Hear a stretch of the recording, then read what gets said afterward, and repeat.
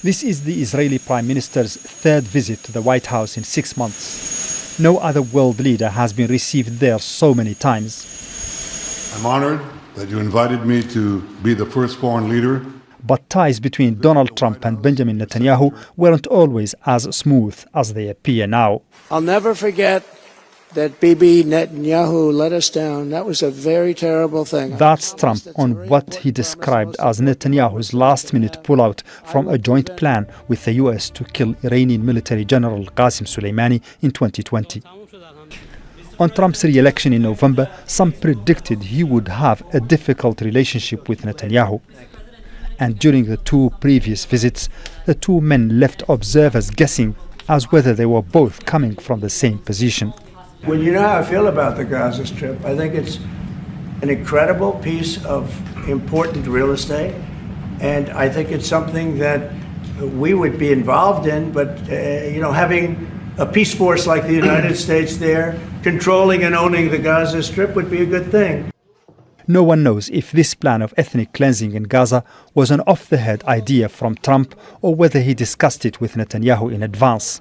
In any case, Netanyahu tried his best to implement it on the ground in Gaza. The president has a vision. Countries are responding to that vision. We're working on it.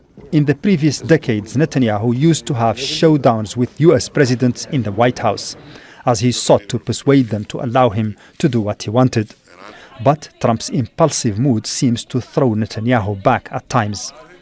Hours before Trump was inaugurated as president, he told Netanyahu to sign a ceasefire deal in Gaza with Hamas, which he did.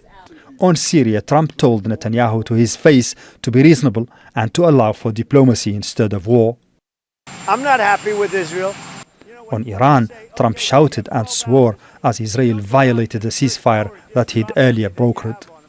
And yet, Netanyahu seems to find a way around Trump and to be able to pursue his own plans. He convinced Trump to greenlight the resumption of war on Gaza after the ceasefire in January. And he managed to convince a US president for the first time to allow Israel to launch a war on Iran and even to join it. He's been a great leader. He's working. Trump described Netanyahu as a war hero and a prime minister who did a fabulous job. Trump's own Make America Great Again movement is divided over the extent to which Netanyahu has pulled the US into wars in the Middle East on behalf of Israel. Although the pair have reached a halt to conflict with Iran for now, the tough challenge during this visit will be Gaza. While Trump reportedly wants to end the war for good, many observers believe Netanyahu will seek to ensure any ceasefire does not become permanent. Mohamed Vall, Al Jazeera. Make sure to subscribe to our channel to get the latest news from Al Jazeera.